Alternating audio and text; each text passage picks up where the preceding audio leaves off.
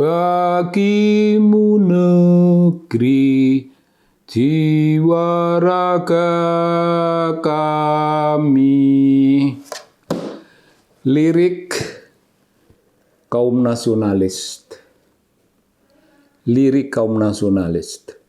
Tapi sebenarnya tidak hanya nasionalis yang bisa bicara bagimu negeri, jiwa raga kami, itu juga kaum agamawan.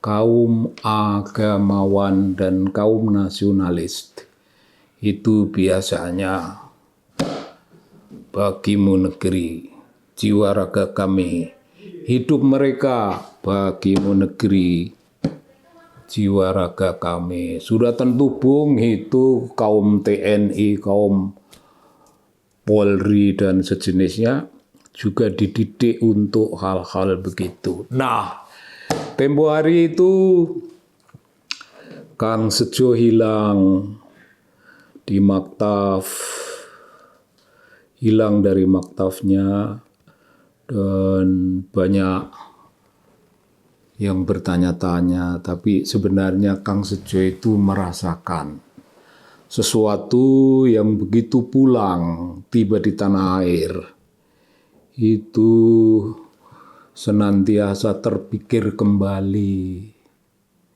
peristiwa di tanah suci, peristiwa di sebuah pesantren, peristiwa ketemu dengan kiai yang dia sadari sepenuh-penuhnya.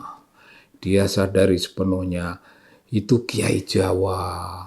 Dan nasihat-nasihatnya itu nasihat-nasihat yang baginya itu cocok sekali untuk orang Jawa, untuk dunia pesantren Jawa, untuk kaum awam yang belajar ilmu-ilmu agama seperti Kang Sejo. Wah, nasihat Pak Kiai itu nasihat penuh bijaksana. Tapi dia berpikir kalau mau bertemu Pak Kiai itu di mana? Nah, dia pun bertanya, Bung. Dia pun bertanya pada kiai-kiai yang dia kenal. Banyak kiai yang dia kenal. Kiai-kiai Betawi, rata-rata kiai-kiai Betawi itu bukan kiai yang sangat terkenal di media, bukan kiai yang terkenal di televisi, yang bergaul dengan wartawan. Yang mereka, Kang Sejo bersahabat dengan beberapa kiai yang hidupnya sangat sederhana.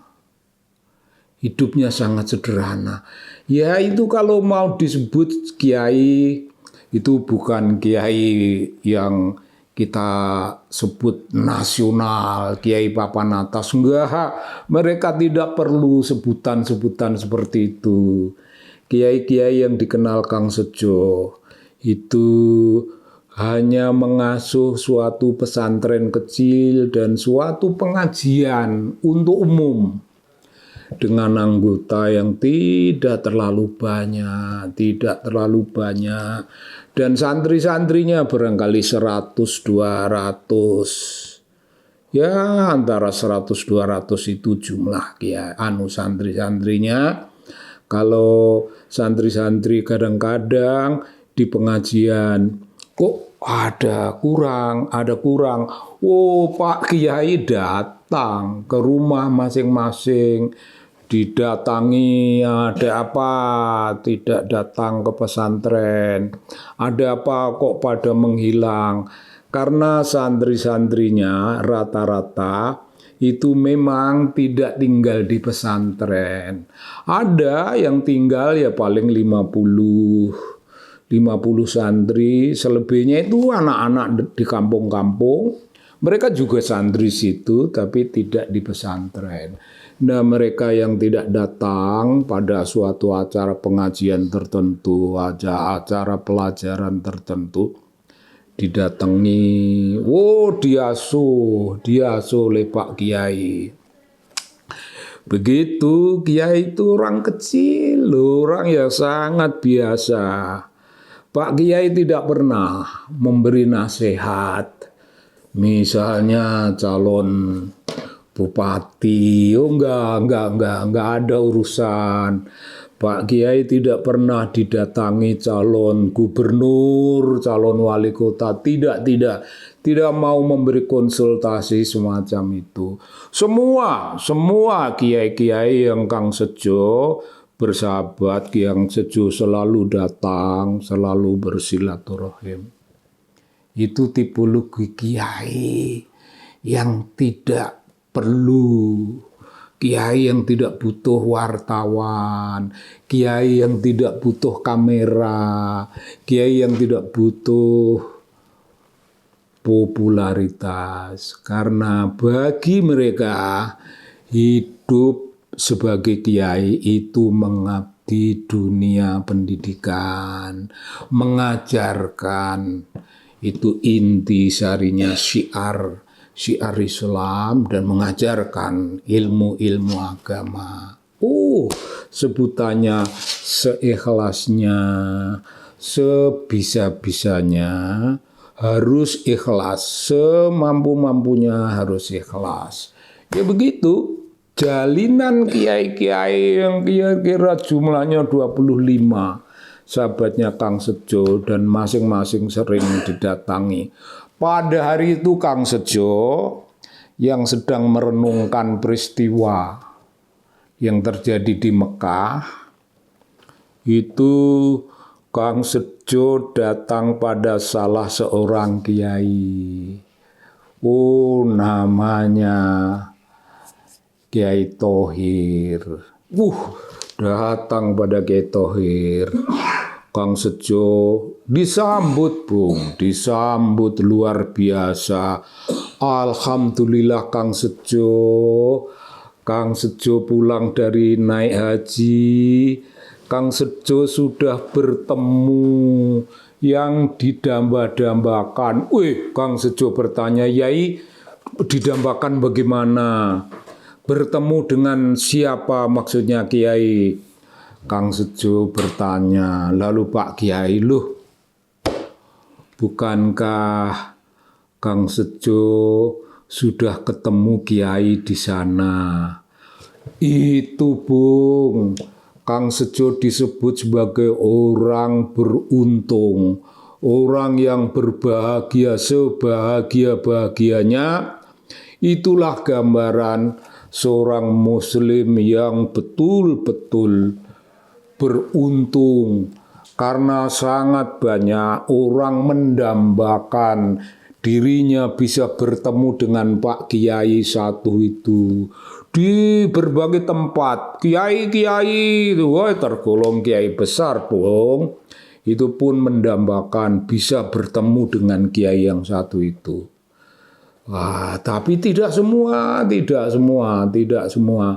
Namun Kang Sejo bukan kiai. Kang Sejo seorang tunanetra, Kang Sejo seorang tukang pijit biasa. Bukan hanya bertemu dengan Pak Kiai itu, tapi diberi ilmu-ilmu selama di Mekah 2 hari penuh bisa menghadap beliau. Dan sebenarnya sepulang dari Mekah, Kang Sejo pun didatangi oleh Pak Kiai itu. Kang Sejo merasa itulah Kiai, tempat dia menyerahkan dirinya untuk dididik, menyerahkan dirinya untuk dibentuk. Kang Sejo berserah pada Pak Kiai itu. Namun ya aneh, Pak Kiai itu selesai diskusi dengan Kang Sejo, memberikan ilmu-ilmu tentang dunia batin, ilmu-ilmu tentang dunia dalam, ilmu-ilmu tentang hidup ikhlas, ilmu-ilmu tentang berbakti kepada Allah, menyembah Allah dengan segenap keikhlasan. Ikhlas. Bung, tidak mudah. Tidak mudah ilmu semacam itu, tapi itulah yang ditempuh Kang Sejo. Dan pada suatu hari Kang Sejo datang pada Kiai Thohir. Itulah Kiai Thohir yang tadi sudah bicara, engkau ini Kang Sejo, kau ini seorang yang berbahagia karena ketemu dengan Kiai yang satu itu. Siapa? Siapa maksudnya Kiai Thohir? Kiai ini siapa? Kan beliau orang Jawa. Bukan Kang Sejo. Kalau kamu mau tahu, aku kasih tahu. Aku kasih tahu.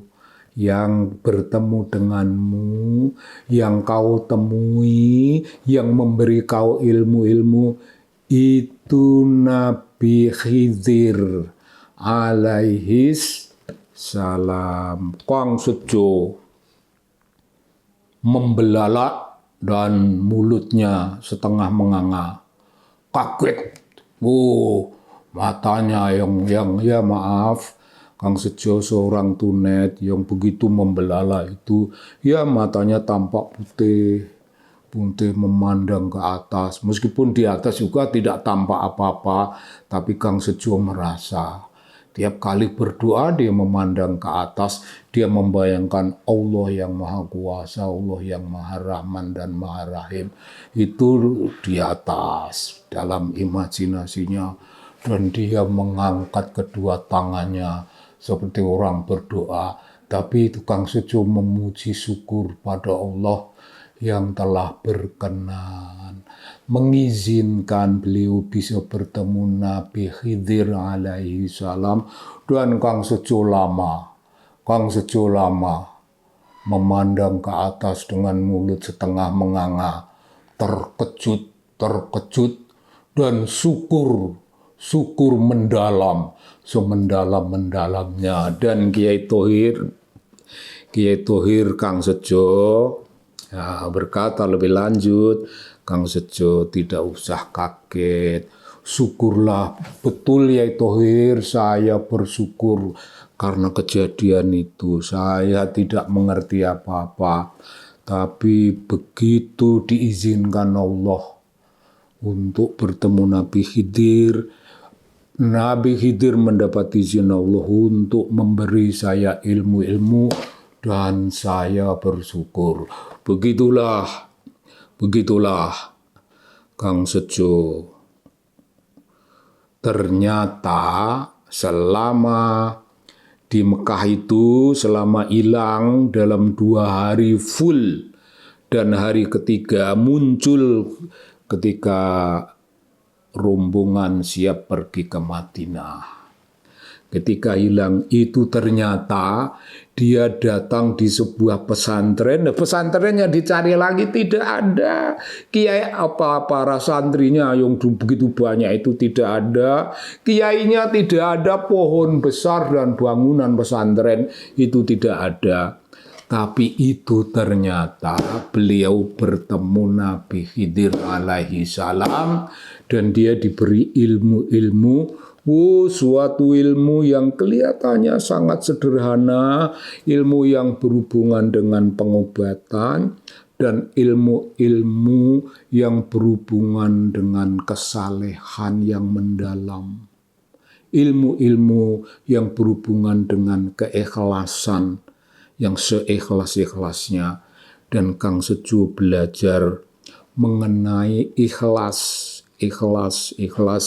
Kiai Thohir berkata, Kang Sejo, kamu sudah diberi ilmu seperti itu. Kamu sudah berjanji tidak akan heran-heran. Kamu akan mendapat cobaan dan kamu akan kuat. Kang Sejo bertanya, Kiai, kok Kiai tahu bahwa itu Nabi Khidir? Kang Sejo tidak usah bertanya begitu. Ya, begini saja, Kang Sejo, kapan sempat datanglah ke pesantren, yaitu pesantrennya Kiai Tompel. Datanglah ke pesantrennya Kiai Tompel, Ahmad Tompel. Itu juga tahu tentang apa yang saya tahu. Kalau Kang Sejo merasa ragu bahwa yang saya sampaikan itu tidak membuat Kang Sejo yakin, datanglah pada Kiai Tompel. Insya Allah Kang Sejo, insya Allah akan dijelaskan. Insya Allah Kang Sejo akan tahu. Kang Sejo akan yakin bahwa kau sudah pernah bertemu Nabi Khidir alaihissalam, dan kelihatannya Kang Sejo akan selalu dihadiri oleh beliau lagi. Beliau akan rawuh. Rawuh itu hadir pada saat Kang Sejo merasa perlu. Begitu Bung kisah Kang Sejo. Kang Sejo yang hilang di Mekah ternyata bertemu dengan Nabi Khidir, dan begitulah Kang Sejo mendapat ilmu yang sangat biasa, dan Kang Sejo memang sudah berkenalan dengan para kiai biasa ini tadi, Kiai Thohir, dan pada suatu hari dia merencanakan sesuai nasihat Kiai Thohir, dia akan ketemu Kiai Ahmad Tompel untuk mengaji ilmu lagi. Dua-duanya kiai yang tidak dikenal luas di masyarakat, tapi kiai itu selalu hidup dalam semangat menolong, membantu anak-anak kampung supaya menjadi anak-anak yang pintar, anak-anak yang soleh, anak-anak yang berserah diri kepada Allah Subhanahu wa Ta'ala. Begitulah pesantren yang dikenal Kang Sejo. Begitu Bung.